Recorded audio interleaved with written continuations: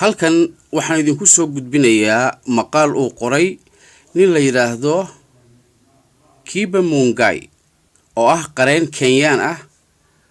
wuxuuna qoraalkiisa kaga hadlayaa badina ay Kenya lagu haysato wuxuu leeyahay Soomaaliya xeelad iyo xoogba lagu dayo wuxuu intaa ku darayaa oo uu leeyahay xitaa haddii Soomaaliya ay nooga guuleysato dacwadda badda waa inaan diidnaa dulqaad u yeesha inaad dhageysataan qoraalkiisa ilaan dulqaad waa u yeelateen in madaxdii Soomaaliya ay dhul Soomaaliyeed oo aanu muran ku jirin ay muran geliyaan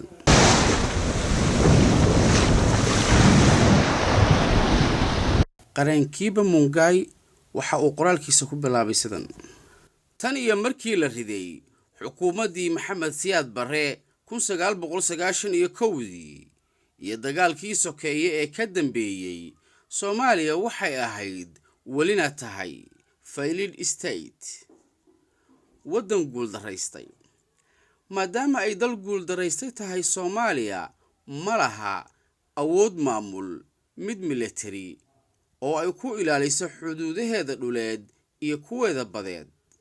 dhul ballaaran ayaa gacanta ugu jira shabaab ha hilmaamina burcad badeedka xeebta aadka u dhererka badan ee Soomaaliya in ka badan 3 milyan oo Soomaali ah ayaa dalka Soomaaliya iskaga cararay kuwaas oo badankooda ay degeen Kenya Agosto 2014 dalka guuldaraystay ee Soomaaliya wuxuu awooday inuu maxkamadda caalamiga ee cadaaladda horgeeyo kiiska xuduudda baddeeda lagu muransan yahay ee badweynta India muranka Soomaaliya iyo Kenya u dhaxeeya Soomaaliya waxa ay rabtaa inay xariiqda xuduudda loo jiido si toosan oo ku aadan xuduudka dhulka halka Kenya ay doonayso in xariiqda loo jiido dhanka bari haddii ay Soomaaliya Kenya uga guuleysato dacwadda badda waxaad ogaataan in Kenya ay luminayso 26% aageeda ganacsi iyo 85% qalfoof qaaradeedka dhaafsan 200 nautical miles Kenya iyo Soomaaliya qalfoof qaaradeedka waxa ay la wadaagaan Tanzania si kale haddii aan u dhigo Kenya waxa ay noqonaysaa dal go'doonsan si kasta oo ay u leedahay xeeb dhererkeedu uu dhan yahay 500 kilomitir tusaalahani kaliya ma aha mid aan la aqbali karin balse dabcan waa in aan loo joojin xukunka ICJ oo dhinacyo kale la eego ama meelo kale la eego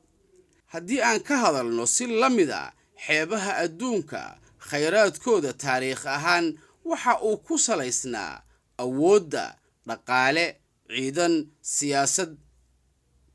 iyo diblomaasiyadeed ee ma ahan mid sharci jasiiradaha Guam iyo Puerto Rico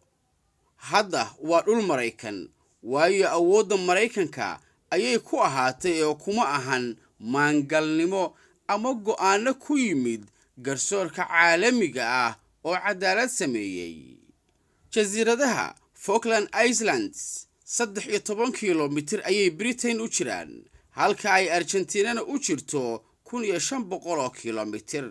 laakiin Britain ayaa iska leh sababtuna waa awoodda naafiga Ingiriisku uu uga dheereeyay kuwa Argentina dagaalkii Falkland ee 1982 Shiinuhu iyaga oo garwaaqsan oo ku baraarugsan muhiimadda ay leedahay inaad marka hore awood yeelato Shiinuhu waxa ay South China Sea ay ka dhigeen hara Shiinuhu uu leeyahay kadib markii ay dhiseen awood ciidan badeed iyo dhaqaale oo ay muquuniyeen dariskoodii tartanka kula jiray tanina waa mid tusaale noogu filan July 2016 maxkamadda ICJ waxa ay Philippines u xukuntay jasiiradaha ay Shiinaha isku haystaan laakiin madaxweynihii Philippines Duterte markii uu yaqiinsaday xaqiiqda awoodda Shiinaha waxa uu muujiyay inuu wada hadal la galo Shiinaha si arrinka wada xaajood loogu dhameeyo tani waa dariiqa ay tahay in Kenya ay raacdo aragtidayda Kenya waa inay samayso wax walba oo ay awoodo si ay Soomaaliya ugu qasabto inay kiiska joojiso. Kenya waa inay caddaysaa inaysan aqbali doonin guul walba oo ay Soomaaliya ka gaarto dacwadda ICJ hortaalla. Kenya waa inay go'aanka ICJ u qaadato sharci darro ilaa xuduudbadeedka Afrika ee Badweynta Hindiya laga xadaynayo, si Kenya qayb looga siiyo xeebtaas. Si taasi u suura gasho, Kenya waa inay ballaariso awooddeeda militari iyo tan ciidamada badda, haddii kale weligeed waxa ay wajahi doontaa cadaalad darro. Si aan khalad la iiga fahmin, aan caddeeyo.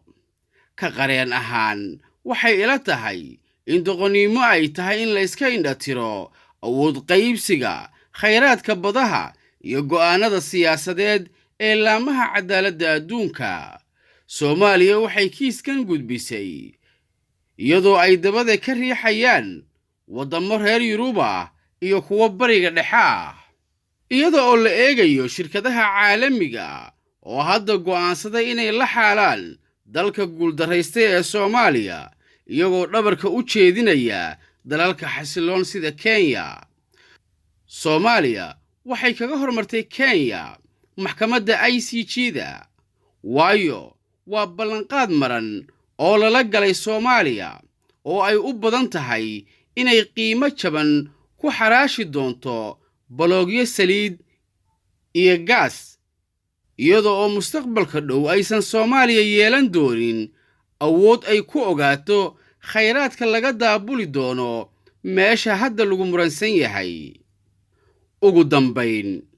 waa la yaab in Soomaaliya iyo taageerayaashoodu ay yidhaahdaan Kenya waxay qaadatay dabeecad qallafsan oo ay Soomaaliya ku wajahday. Run ahaantii Soomaaliya waa inay iska dayso inay Kenyaanka oo dhan doqomo u malayso, waayo haddii daanyeero Kenyaan ah oo Al-shabaab ka tirsan ay ka dhaadhiciyeen inay walaalahooda Kenyaanka ah dilaan, ma ahan in Kenyaanka oo dhan ay doqomo yihiin.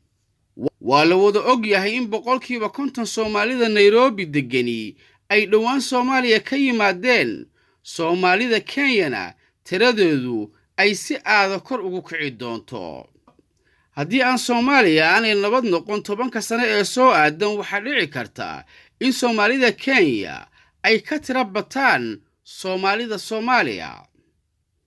Qodobkan weeye kan u baahan in la dul istaago. Haddii xeebta Soomaaliya ee dhererkeedu aadka u dheer yahay ay tahay hanti Soomaali wada leedahay, hadda Soomaalida Kenya waa inay qaybtooda helaan.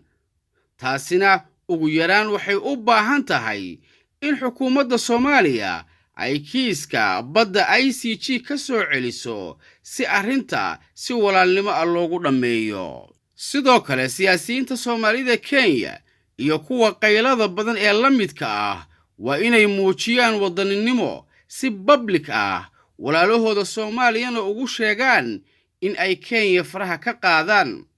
Qareen Kiba Mungai intaas ayuu ku soo koobay qoraalkiisa uga hadlayay badda Soomaaliya ee Kenya ay ku haysato. Waxaan u mahad celinayaa oo maqaalkan oo aad u dheeraa turjumay Cali Maxamed Diini. Maxaan u soo qaatay maqaalkan? Run ahaantii anigu uma soo qaadan inaan buunbuuniyo ninkaas iyo fikirkiisa kaliya, waa inaan aragno waxa ay aqoon-yahanada Kenyaanka ah ay fidinayaan oo adduunka kale ay ku baahinayaan, oo waliba ay warbaahinno badan oo caalamka ay qaateen oo ay ku bedelayaan wacyiga dadka kale ee caalamka. Muhiimaddu marka waa inaan helno aqoon-yahano sidan iyo si ka duwanba